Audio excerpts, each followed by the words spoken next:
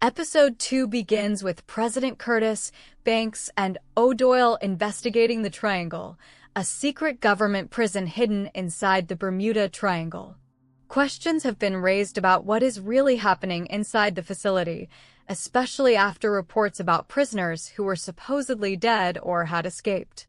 To uncover the truth from the inside, O'Doyle is sent undercover among the inmates.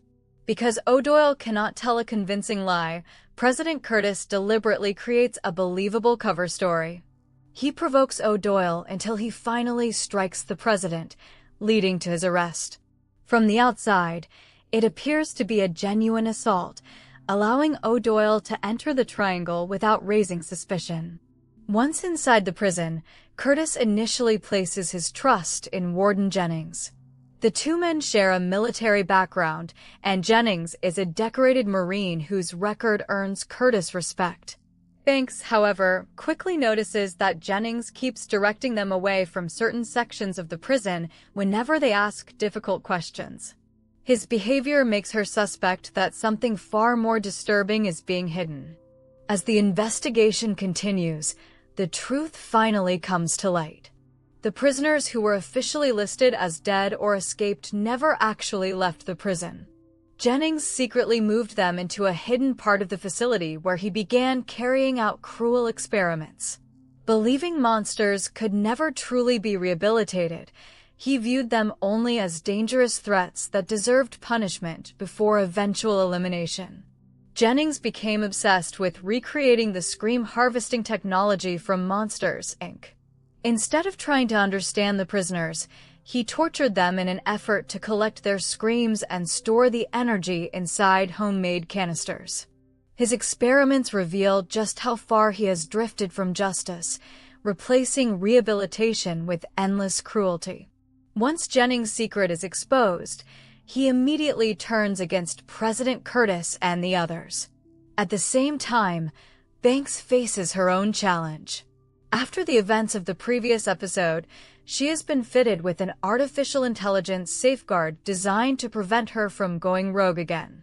When Curtis desperately needs her help, she overrides the system despite the risks. The decision saves the team but creates an unexpected disaster.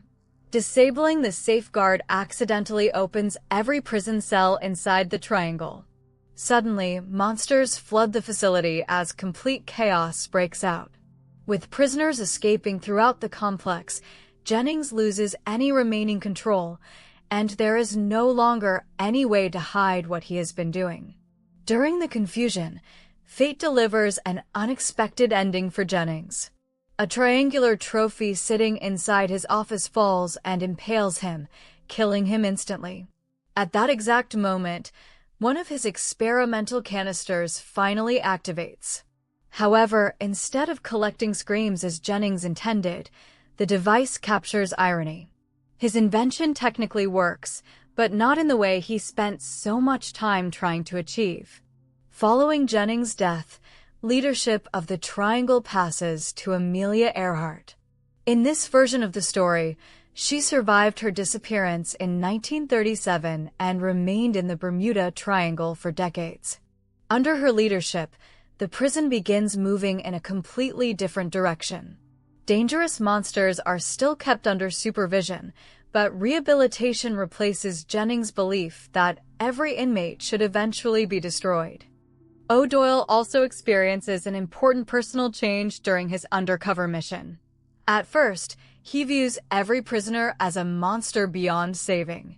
Everything begins to change after he meets a telepathic creature named Swamptopus. Even after discovering O'Doyle is undercover, Swamptopus chooses to help him instead of exposing him. Although O'Doyle also encounters inmates like Dracula who remain genuinely dangerous, he realizes that not every prisoner deserves to be judged the same way. By the end of the episode, Swamptopus is helping educate fellow inmates as they work toward earning their general educational development diplomas. Watching that effort firsthand gives O'Doyle a much more balanced understanding of the prison and the creatures living inside it. He leaves realizing that while some monsters remain dangerous, others deserve the opportunity to change. Banks also walks away with an important lesson. After seeing the unintended consequences of overriding her artificial intelligence safeguard, she decides not to rely on technology to control her choices anymore.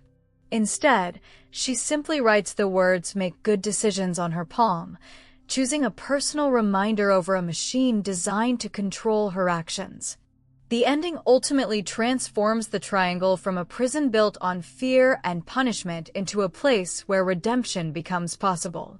Jennings' obsession with controlling monsters through cruelty destroys him, while Amelia Earhart's leadership offers a future built on responsibility, rehabilitation, and second chances. At the same time, both O'Doyle and Banks leave the experience changed, proving that sometimes the biggest transformation belongs not to the prisoners, but to the people judging them.